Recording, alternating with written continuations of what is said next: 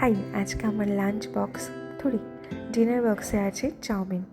অনেক দিন ধরেই না আমার এই চাউমিনটা খেতে ভীষণ ইচ্ছে করছিল, তাই আজকে আমি অফিস থেকে ফিরেই ভাবলাম যে ডিনারটা বানিয়ে তারপর ঘুমোতে যাবো, কারণ একবার যদি আমি ঘুমিয়ে পড়ি তাহলে উঠবো সেই সন্ধ্যাবেলা অফিস যাওয়ার আগে। তো তার জন্য আমি এসেই একদম ঝটপট এটা বানিয়ে ফেলেছি। চাউমিনটা প্রথমেই আমি লবণ দিয়ে একটু সেদ্ধ করে নিয়ে একটু তেল মাখিয়ে রেখে দিয়েছি যাতে এটা ঝরঝরে থাকে।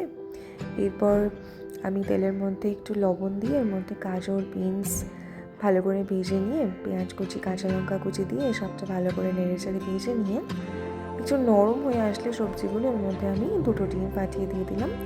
সবটাকে ভালো করে মিশিয়ে নিচ্ছি। এরপর এর মধ্যে সেদ্ধ করে রাখা চাউমিনটা দিয়ে লবণ আর গোলমরিচ দিয়ে একটু নেড়েচেড়ে নিলেই চাউমিন আমাদের রেডি। খুবই সিম্পল রেখেছি। কেমন লাগলো অবশ্যই জানিও আজকের এই রেসিপিটা।